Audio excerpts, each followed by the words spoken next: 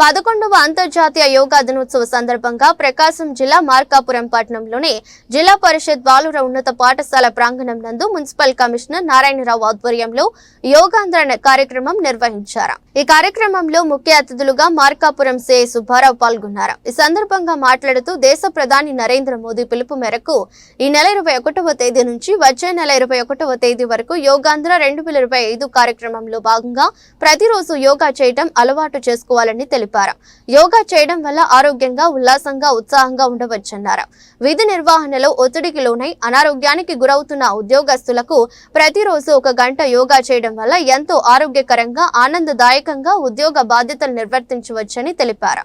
కార్యక్రమంలో సచివాలయ ఉద్యోగులు, విద్యుత్ శాఖ ఉద్యోగులు తదితర సిబ్బంది పాల్గొన్నారు.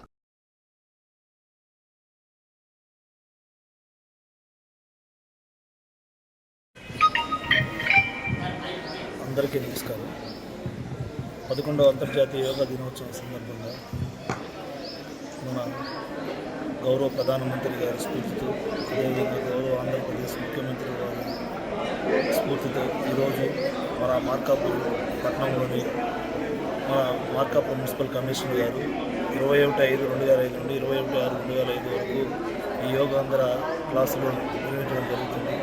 దీనిని మార్కాపురం పట్టణ ప్రజలు అందరూ కూడా సద్వినియోగం చేసుకుని ఈ యోగాని నేర్చుకుని అందరూ కూడా నిశ్శబ్దం పాటించాలి, వాళ్ళ ఆరోగ్యాలను కాపాడుకోవాలని కోరుకుంటున్నాం. ఈ అవకాశాన్ని మార్కాపురం ప్రజలందరూ కూడా అందరూ సద్వినియోగం చేసుకోవాలని కోరుకుంటున్నాం. Thank you.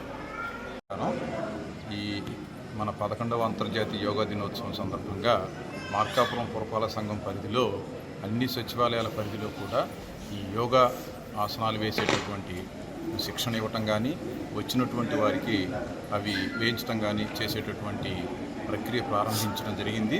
అందరూ కూడా చాలా ఆసక్తిగా పాల్గొనడం చాలా సంతోషించినటువంటి విషయం.